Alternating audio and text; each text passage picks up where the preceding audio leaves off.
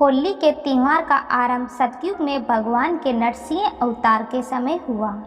ज्योतिषाचार्य के अनुसार सतयुग में एक अति परिक्रमी दैत्य राजा था हिरण्यकश्यप। हिरण्यकश्यप के भाई हिरण्याक्ष का भगवान विष्णु ने वराह अवतार लेकर वध किया था। इस कारण हिरण्यकश्यप उन्हें दुश्मन मानता था। हिरण्यकश्यप का विवाह कयाधु से हुआ, जिससे उसे प्रहलाद नामक पुत्र की प्राप्ति हुई। हिरण्यकश्यप ने मन चाहे वरदान के लिए ब्रह्मा की तपस्या शुरू की। इस दौरान देवताओं ने उसकी नगरी पर आक्रमण कर दिया और वहां अपना शासन स्थापित कर लिया। उस समय देवर्षि नारद मुनि ने कयाधु की रक्षा की और अपने आश्रम में स्थान दिया। वहीं पर हिरण्यकश्यप के पुत्र प्रहलाद का जन्म हुआ। देव ऋषि नारद मुनि की संगत में रहने के कारण प्रहलाद भगवान विष्णु का भगत बन गया। उधर कई वर्षों तक तपस्या के बाद हिरण्यकश्यप को ब्रह्मा ने दर्शन दिए।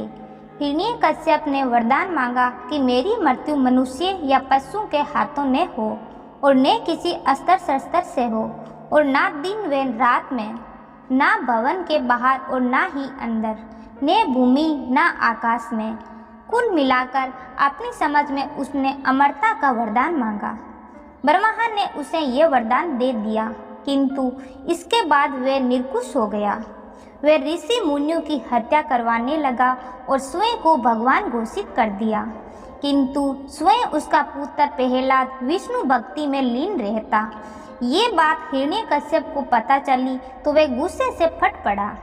बार बार समझाने के बाद भी प्रहलाद ने जिद नहीं छोड़ी तो उसने उसे मारने का फैसला कर लिया। हिरण्यकश्यप की एक बहन थी होलिका।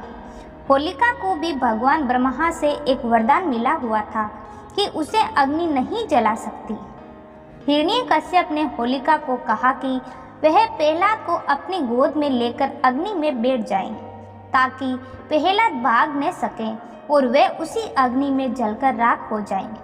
होलिका ने ऐसा ही किया, किंतु वह खुद भस्म हो गई और प्रहलाद बच गया। कहा जाता है कि होलिका के एक वस्त्र में न जलने की शक्तियां समाहित थी, किंतु भगवान विष्णु की कृपा से चली तेज आंधी से वह वस्त्र होलिका से हटकर प्रहलाद के शरीर से लिपट गया था। होलिका के जलने और प्रहलाद के बच जाने पर नगरवासियों ने बड़ी खुशी के साथ उत्सव मनाया, जिसे छोटी होली के रूप में भी जानते हैं। इसके बाद जब यह बात फैली तो विष्णु भक्तों ने अगले दिन बड़ी धूमधाम और भव्य तरीके से उत्सव मनाया। होलिका से जुड़ा होने के कारण आगे इस उत्सव का नाम ही होली पड़ गया और उसके बाद हर साल ये त्योहार बड़े ही धूमधाम से मनाया जाने लगा। उधर हिरण्यकश्यप ने प्रहलाद को मारने के लिए उसे एक खंभे में बांध दिया। वह प्रहलाद को मारने ही वाला था कि भगवान विष्णु खंभा फाड़कर नरसिंह अवतार में प्रकट हुए। उन्होंने हिरण्यकश्यप को उसके भवन की चौखट पर ले जाकर संध्या के समय और अपने गोद में रखकर नाखूनों की सहायता से उसका वध कर दिया। इस तरह ब्रह्मा का वरदान भी नहीं टूटा और हिरण्यकश्यप का अंत भी हो गया। उसके बाद भगवान ने भक्त प्रहलाद को उस राज्य का उत्तराधिकारी बना दिया। दोस्तों, ये कहानी आपको अच्छी लगी तो लाइक और शेयर जरूर करें। धन्यवाद।